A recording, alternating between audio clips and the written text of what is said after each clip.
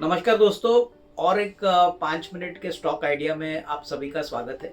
दोस्तों, आज हम आपको एक पेपर कंपनी के बारे में बताने वाले हैं जो बहुत ही पुरानी कंपनी है और सीके बिरला ग्रुप की कंपनी है। कंपनी का नाम है ओरिएंट पेपर इंडस्ट्रीज लिमिटेड। अभी इस कंपनी के हिस्ट्री में अगर हम जाए तो दोस्तों 2013 में इनका एक सीमेंट बिजनेस था जो इन्होंने डीमर्ज किया और अभी सेपरेटली ओरिएंट सीमेंट के नाम से ये लिस्ट होती है।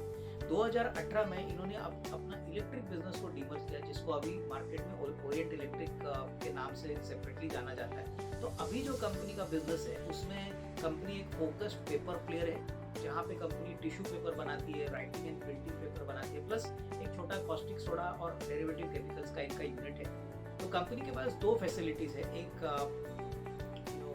उड़ीसा में है और एक मध्य प्रदेश में। कंपनी की टोटल कैपेसिटी जो पेपर की है वो करीबन 1,10,000 टन पर एनम पर है। 55,000 करीबन प्रिंटिंग और राइटिंग पेपर है और 55,000 टिश्यू पेपर है और थोड़ा बहुत कैपेसिटी इन्होंने कॉस्टिक सोडा का भी बनाया। बट मेन बिजनेस जो है दोस्तों वो बेसिकली आता है प्रिंटिंग पेपर और टिश्यू पेपर से, जो करीबन 85% है। बैलेंस जो 12, 13, 14% जो है वो कॉस्टिक सोडा से आता है।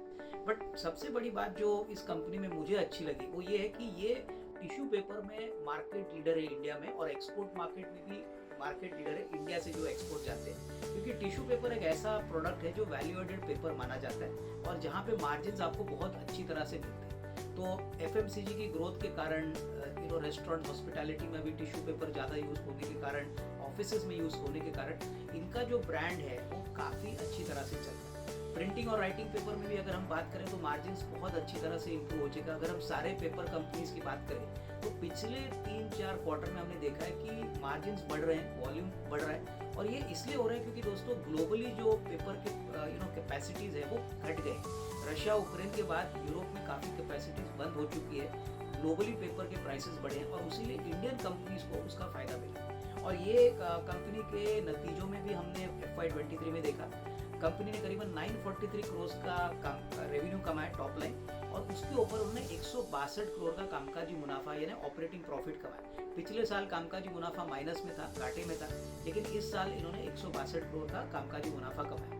प्रॉफिट आफ्टर टैक्स की बात करें तो काफ़ी बड़ा जंप प्रॉफिट आफ्टर टैक्स में भी आया, करीबन 98 करोड़ का प्रॉफिट आया, जो पिछले साल करीबन 29-30 करोड़ का घाटा था। तो काफ़ी बड़ा टर्न अराउंड हो चुका है। बट मुझे लग रहा है कि अभी भी मौका काफ़ी अच्छा है रिस्क रिवॉर्ड के पॉइंट ऑफ व्यू से, क्योंकि पेपर के प्राइसेस अभी भी अच्छे हैं। अभी भी जून क्वार्टर के बाद भी ऐसा माना जा रहा है कि शायद पेपर कंपनीज अपनी कीमतें बढ़ाएंगी और इसका फायदा ऑब्वियसली ओरिएंट पेपर को जरूर मिलना चाहिए। सबसे बड़ी बात, कंपनी अभी एक्सपेंशन मोड में भी है, करीबन 200-225 का बड़ा कैपेक्स प्लान कंपनी कर रही है। इसका भी बेनिफिट आपको अगले 12-15 महीने में देखने को मिलेगा। तो वॉल्यूम ग्रोथ भी बढ़ेगा, मार्जिन भी बढ़ेंगे, और सबसे बड़ी बात दोस्तों, इस कंपनी का कैपिटल स्ट्रक्चर यानी इक्विटी कैपिटल बहुत ही छोटा है, करीबन 21 करोड़ की इक्विटी है।